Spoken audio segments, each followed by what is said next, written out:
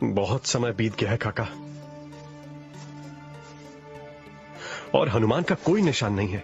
धीरज रखो अंगद, ऐसा नहीं कि लंका पड़ोस में है और वो यूं गया यूं आया।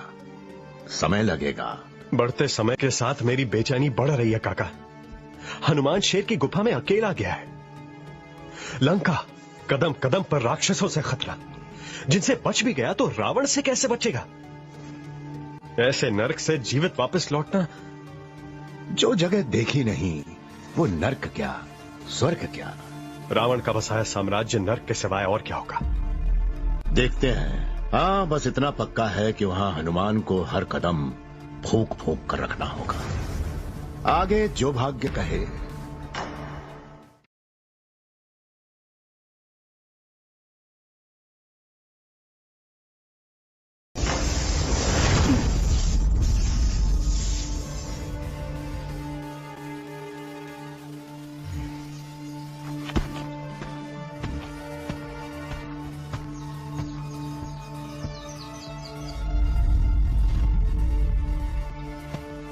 तो ये है लंका।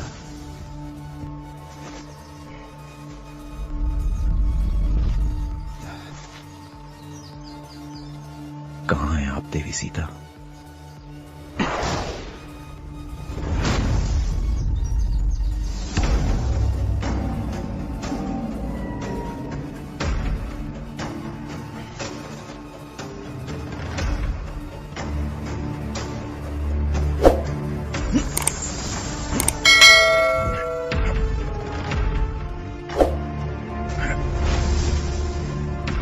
अद्भुत।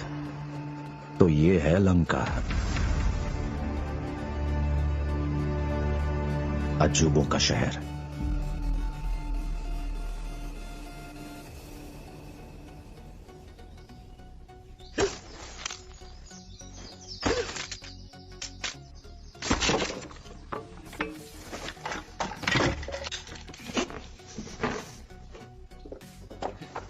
श्री राम, ये सब आप मुझ पर छोड़िए, आपको ऐसे काम शोभा नहीं देते।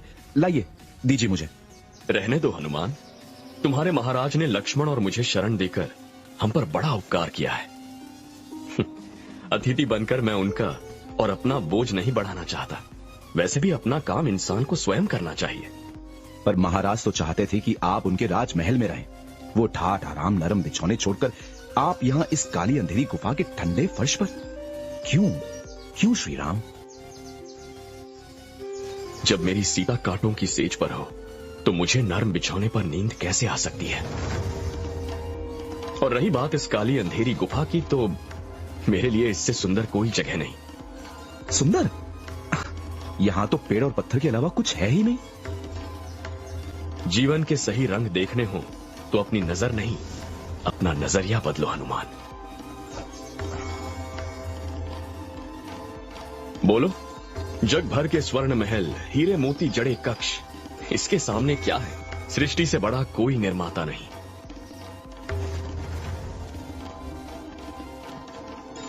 इस सब में अयोध्या याद नहीं आता आपको? नहीं हनुमान, अयोध्या छोड़कर मुझे पता चला कि जीवन में सबसे मूल्यवान राजमहल के ठाठ आराम नहीं, उनसे बढ़कर कुछ और है।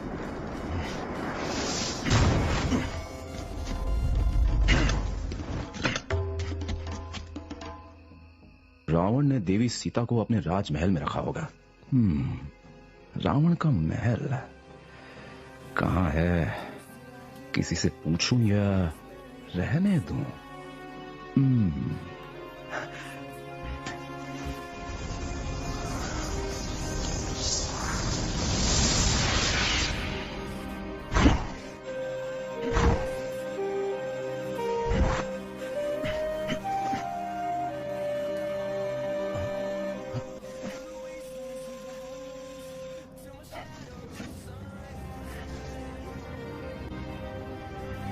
मिल गई देवी सीता।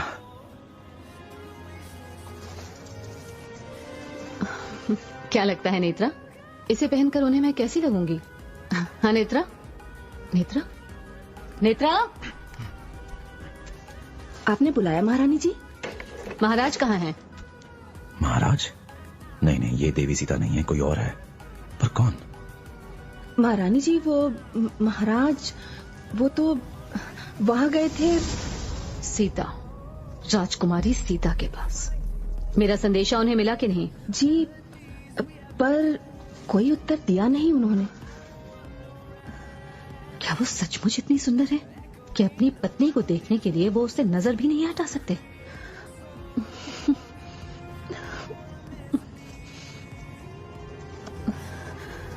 चलो ले जाओ इन्हें, अब मुझे इनकी क्या जरूरत।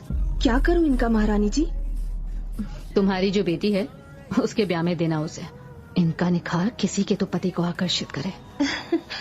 आप बहुत दयावान हैं महारानी मंदोदरी। इन्हें मैं अपनी जान से लगा कर रखूंगी।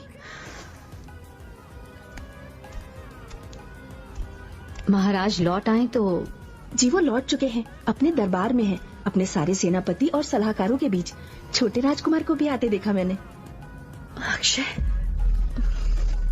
तो ये और लो और मेरे अक्षय को दे दो।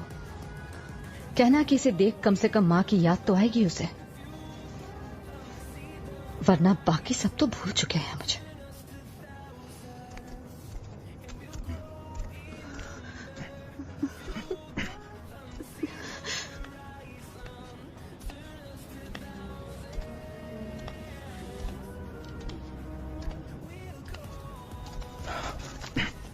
राजकुमार, आपकी माता नहीं है आपके लिए, आपको बहुत याद करती हैं वो।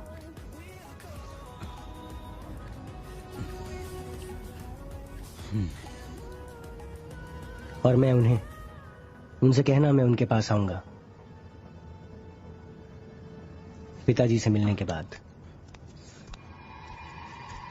रावण,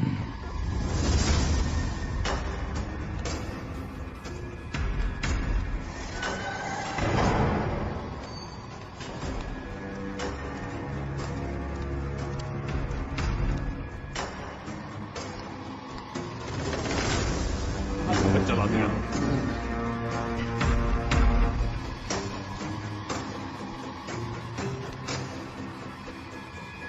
पिताजी,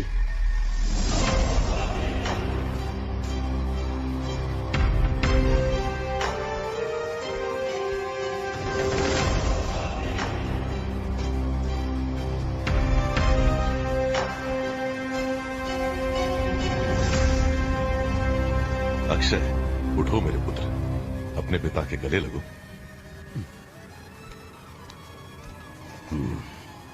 तुम्हारा भाई इंद्रजीत कैसा है? हमेशा जैसे पिताजी, कभी उत्तेजित कभी उतावले।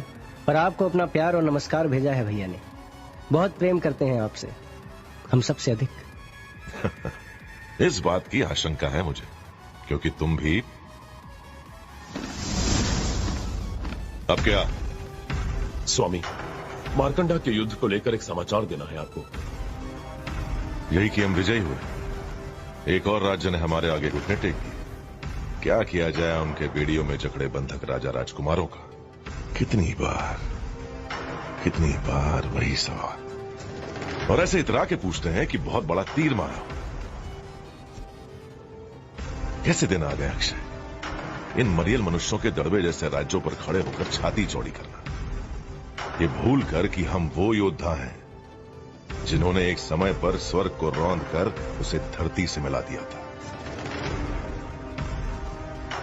तो इस सूर्य को कौन से दिए की रोशनी से उजाला देने आए हो युद्ध सेनापति कृदिम? स्वामी, आप सही हैं, विजय हमारी हुई है, पर एक कीमत पर। बोलो, कितने राक्षसों की लाशों पर खड़े होकर तुमने हमारी जीत का ध्वज लहराया? महाराज, इस बार नुकसान भारी हुआ है। सेना की कई टुकड़ियों को। गणित बताओ कृदिम।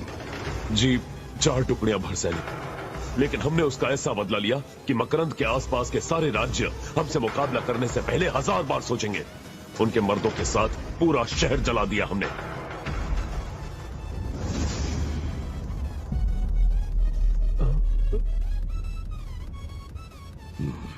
तो क्या लाए हो अपनी जीत की टोकरी में? मुट्ठी भर राख? शहर के नाम पे एक शमशान? क्या करूं मैं ऐसी भेंट का? अभी अपने सैनिकों के साथ मारकंदा लौटो। राज्य के द्वार पर अपने सारे शस्त्र गिराकर कुदाल उठाओ और बेरहमी से बिना सोचे जो तुमने बर्बादी की है उसे फिर आबाद करो। हर घर पर एक छत, हर खेत में लहराती फसल, हर विधवा का आखिरी आंसू पोंछा हुआ और हर अनाथ का पेट भरा हुआ। और जब तक ये ना हो, अनाज का एक अन्न, पानी की एक बूंद भी तुमने छुई तो रावण को याद कर लेना। स्वामी मैं... क्या हुआ? कुछ है जो नहीं समझे? नहीं समझ गया। तो जाओ और तब तक नहीं लौटो जब तक उस उजाड़ बस्ती को फिर से उजागर ना कर दो। और अगर पल भर भी अपनी प्यास बुझाने रुका तो गले से पानी उतरने से पहले इसकी सांस रोक देना। जी स्वामी, सेनापति कदम पर मैं पूरी निगरानी रखूंगा। नहीं, सेनापति अब वो नहीं, तुम हो, और वो तुम्हारा उत्तरदायी। जाओ, रुके क्यों? लंकापति महासम्राट रावण की जय।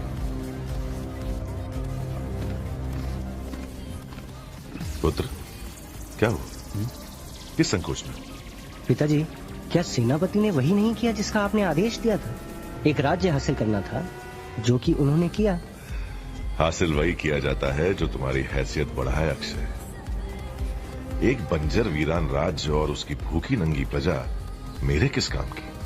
जिसके पास स्वयं कुछ नहीं वो तुम्हें क्या देगा?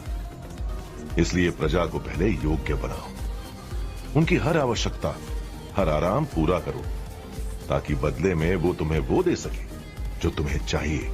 उनका सम्मान, उनका विश्वास और उनकी आज्ञाकारिता। आज्ञाकारिता में स्वतंत्रता कहाँ पिताजी?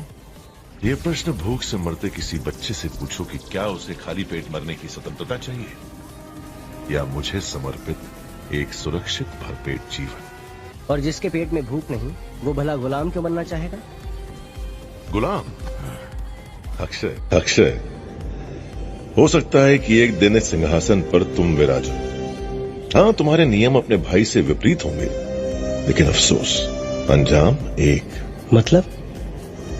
इंद्रजीत का राज डर पर चलता है और तुम्हारा प्रेम से।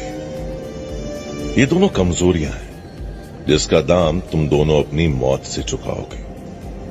उसकी हत्या किसी सताए के हाथ और तुम्हारी किसी अपने के हाथ। याद रखो, स्वतंत्रता और समृद्धि दो तलवारें हैं जो जीवन की एक म्यान में साथ नहीं रह सकती। अपनी समृद्धि के लिए उन्हें तुम्हें अपनी स्वतंत्रता देनी होगी बेटा, समझो मेरी बात। या अब भी कोई प्रश्न है? नहीं पिताजी, मैं भला आपसे कैसे? कोई है हमारे बीच? क्या? अंधेरे में क्यों छुपे हो? सामने आओ, जानता हूं क्यों आए हो तुम यहां। राजकुमारी सीता के लिए आओ, सामने आओ।